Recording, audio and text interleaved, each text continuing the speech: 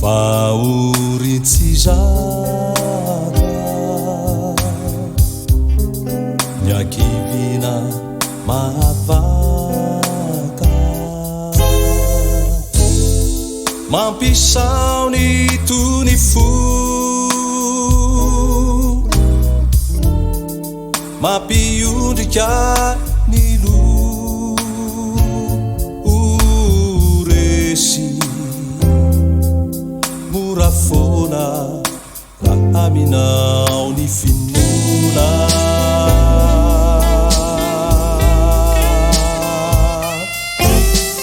se misy mampimaro zay ataony fahavalo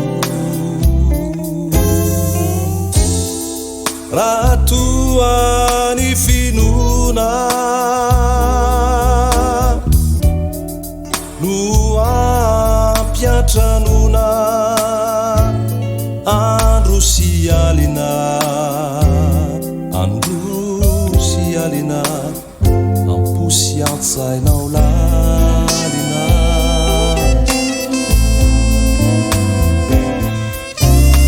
andresy mora fona zay manana finona aminjavatra atao toy izany koiana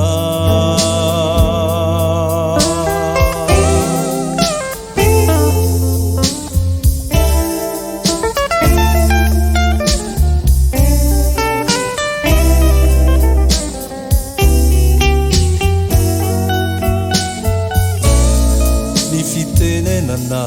mandratra sy manindrona ny tratra ka mitaky falifaty fefamila tsy ho taty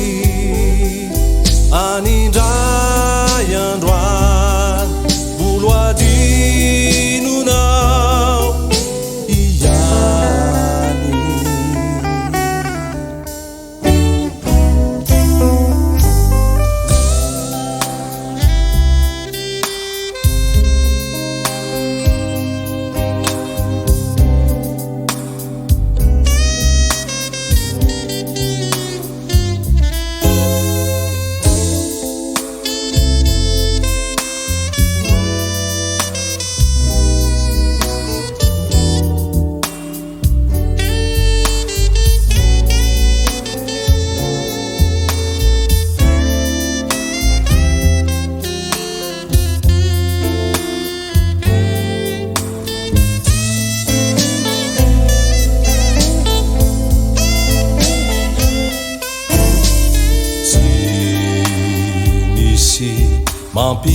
mampimaro zay ataony fahavalo raha toa ny finona no ampiatranona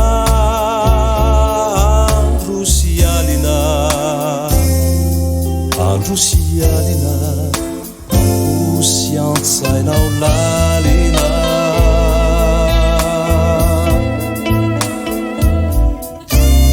andresy mora fona zay manana finona aminjavatra atao toy izany koiana toy izany koiana